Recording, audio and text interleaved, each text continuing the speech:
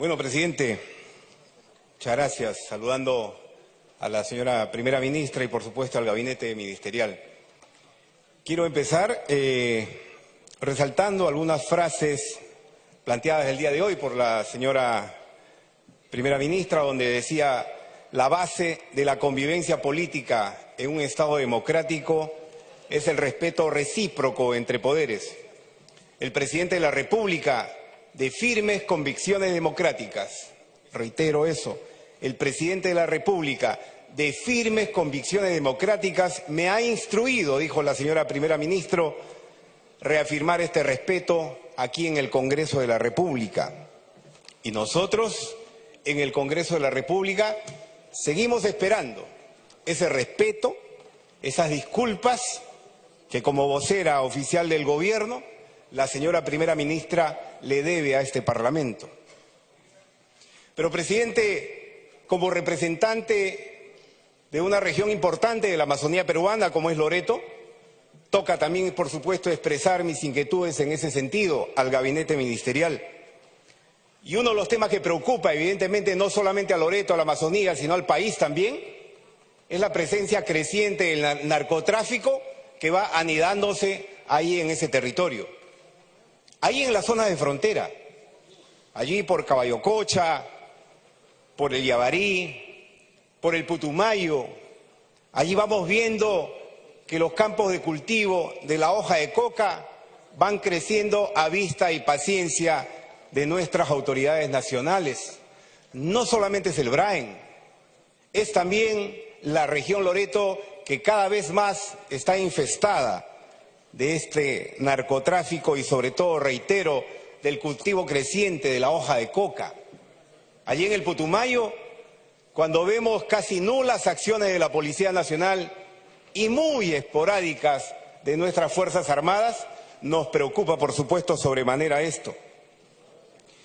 Desde el Ministerio de Transportes, dijo la señora primera ministra, presidente, se pretende tener una sierra interconectada, por lo que se viabilizará la pavimentación de toda la carretera longitudinal de la sierra, conectando a 12 departamentos.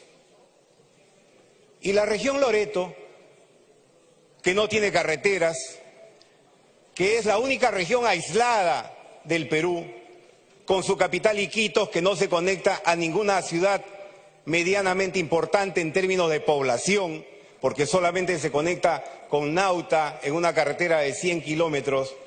¿Y dónde quedó la promesa presidencial del presidente Kuczynski cuando el 28 de julio del año 2016, ante el Perú representado en este Congreso, prometió la construcción durante su gobierno de la carretera que va a conectar, dijo él, Iquitos con la costa norte?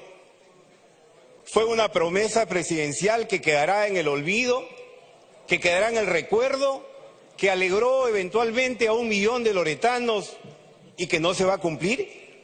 Nos preocupamos por las carreteras de la costa, nos preocupamos por las carreteras de la sierra, y eso está muy bien, pero por la selva, por Loreto, cuando los pueblos indígenas incluso reclaman su conectividad terrestre, cuando las comunidades nativas también requieren y tienen esa necesidad, ¿dónde está esa promesa presidencial que el día de hoy no ha sido manifiesta en el mensaje del gabinete Arauz?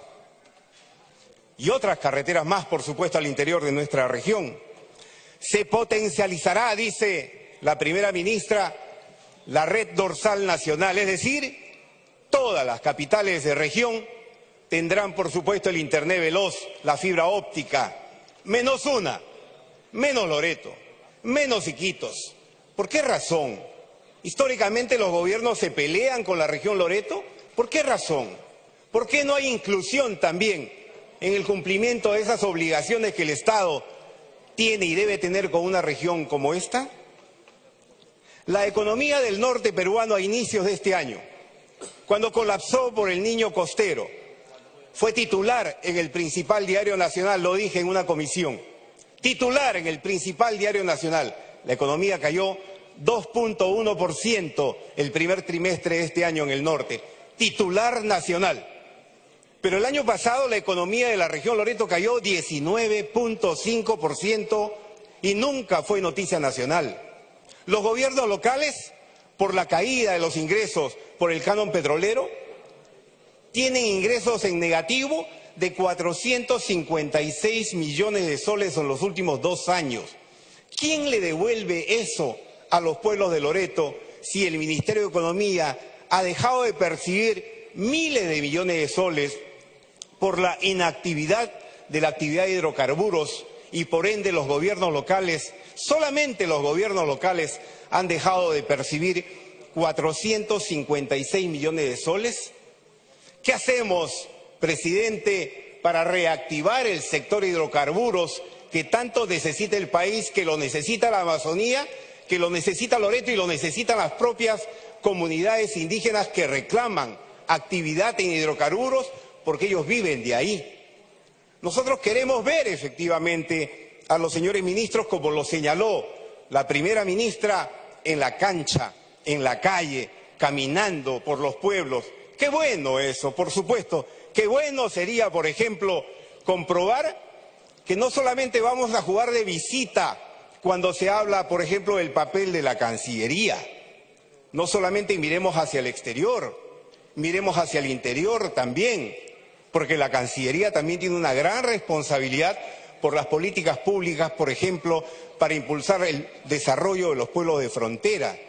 ¿Cuándo hemos visto, cuándo vamos a ver a un ministro de Estado de la cartera de Relaciones Exteriores caminando, por ejemplo, viajando no como viajan normalmente los señores ministros, que son de avioneta, de camioneta o de helicóptero, viajando como viajan también, por supuesto, los parlamentarios, a lomo de bestia, subiendo los cerros en la sierra, o en pequepeque, en los ríos de la Amazonía, o en combi o en mototaxi?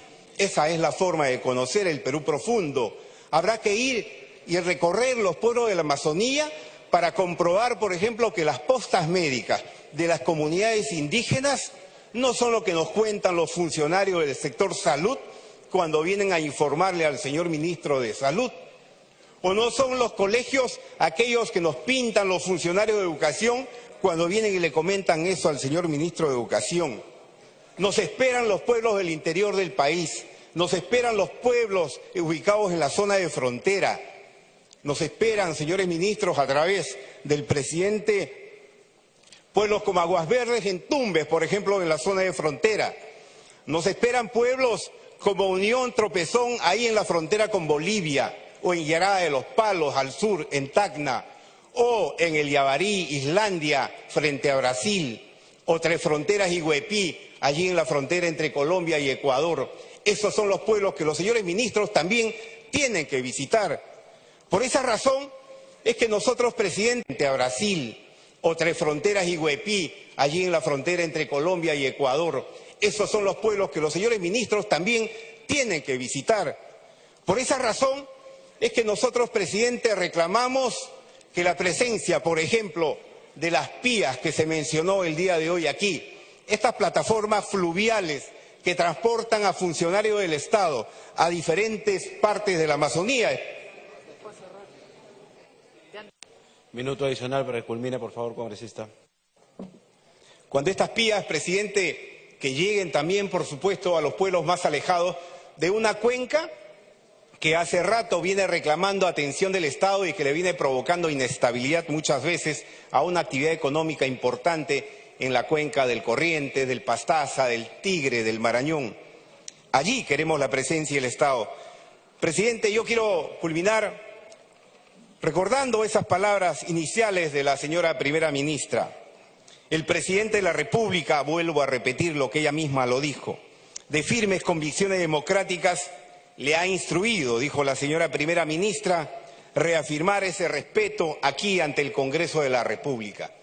Los exabruptos del señor presidente de la República no pueden mancillar al Parlamento Nacional, no pueden humillar al Parlamento Nacional. Respetos, guardan respetos.